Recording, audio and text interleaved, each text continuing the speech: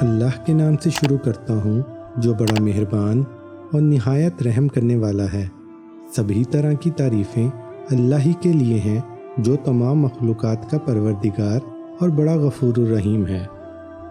سامعین، موجودہ دور میں ہر شخص پریشان ہے کہ اللہ تعالیٰ کو کیسے راضی کیا جائے۔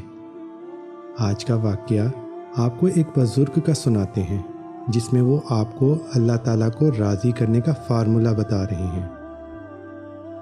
میں نے ان سے سوال پوچھا، اللہ تعالیٰ سے بات منوانے کا بہترین طریقہ کیا ہے؟ وہ مسکرائے، قبلہ رو ہوئے، پاؤں لپیٹے، رانیں تہہ کیں، اپنے جسم کا سارا بوجھ رانوں پر شفٹ کیا اور مجھ سے پوچھا، تمہیں اللہ تعالیٰ سے کیا چاہیے؟ ہم دونوں اس وقت جنگل میں بیٹھے تھے۔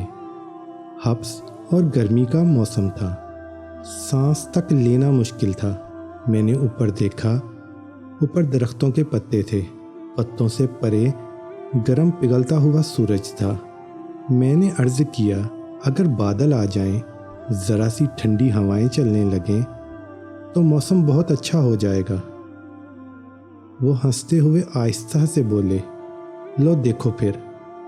وہ سجدہ ریز ہوئے اور پنجابی زبان میں دعا کرنے لگے، اللہ جی کاکے کی دوا قبول کر لے، اللہ جی ہماری سن لے۔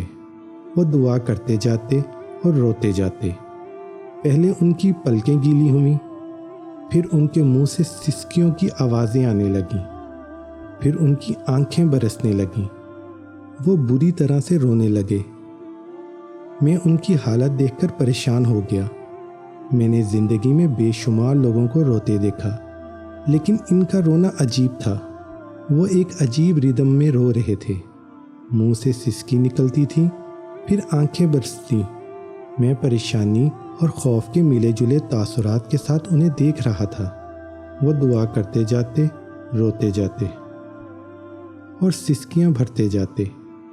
میں نے پھر ایک عجیب منظر دیکھا۔ مجھے ہوا ٹھنڈی محسوس ہونے لگی۔ آسمان پر اسی طرح گرم سورج چمک رہا تھا، لیکن جنگل کی ہوا میں خنکی بڑھتی جا رہی تھی۔ میری پیشانی، سر اور گردن کا پسینہ خشک ہو گیا۔ میرے سینے اور کمر پر رینگتے ہوئے قطرے بھی غائب ہو گئے۔ میں حیران ہو گیا تھا۔ میرے دیکھتے ہی دیکھتے پتوں نے تالیاں بجانی شروع کر دیں، شاخیں ایک دوسرے سے الجھنے لگیں، پودے ہوا کی موسیقی پر ناچنے لگے، اور پھر بادل کا ایک ٹکڑا کہیں سے آیا اور سورج اور ہمارے سر کے درمیان تن کے ٹھہر گیا۔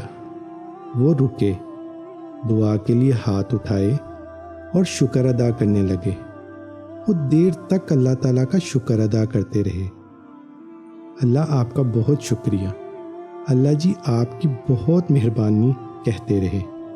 دعا سے فارغ ہوئے، ذرا سا اوپر اٹھے، ٹانگیں سیدھی کیں اور منہ میری طرف کر کے بیٹھ گئے۔ ان کی سفید داڑھی آنسوؤں سے تر تھی۔ انہوں نے کندھے سے رومال اتارا، داڑھی خشک کی اور پھر بولے، دیکھ لو، دیکھ لو، اللہ نے اپنے دونوں بندوں کی بات مان لی۔ میں نے ان کا ہاتھ پکڑا، چوما اور عرض کیا، بابا جی، لیکن اللہ سے بات منوانے کا فارمولہ کیا ہے؟ اللہ کب، کیسے اور کیا کیا مانتا ہے؟ وہ مسکرائے، شہادت کی دونوں انگلیاں آنکھوں پر رکھیں اور بولے، یہ دونوں آنکھیں فارمولہ ہیں۔ میں خاموشی سے ان کی طرف دیکھتا رہا۔ وہ بولے، میں نے یہ فارمولہ اپنی ماں سے سیکھا ہے۔ میں بچپن میں جب بھی کوئی بات منوانا چاہتا تھا تو میں رونے لگتا۔ ماں سے میرا رونا برداشت نہیں ہوتا، وہ تڑپ اٹھتی، وہ مجھے گود میں بھی اٹھا لیتی، چومتی، میری آنکھیں بھی صاف کرتی، میری خواہش اور میری ضرورت بھی پوری کرتی۔ میں ماں کی اس کمزوری کا جی بھر کر فائدہ اٹھاتا۔ میں رو رو کر اس سے اپنی پسند کی ہر خواہش پوری کروا لیتا۔ وہ رکے اور پھر آہستہ سے بولے، میں نے جب مولوی صاحب سے قرآن مجید پڑھنا شروع کیا تو مولوی صاحب نے ایک دن کہا، اللہ تعالیٰ انسان سے 70 ماؤں سے زیادہ پیار کرتا ہے۔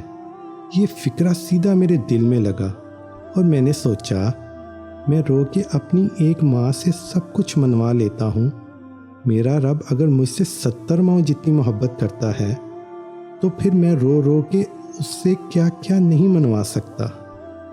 بس وہ دن اور آج کا دن میں روتا ہوں، اللہ کی ذات میں 70 ماؤں کی محبت جگاتا ہوں، اور میری ہر جائز خواہش، میری ہر جائز دعا قبول ہو جاتی ہے۔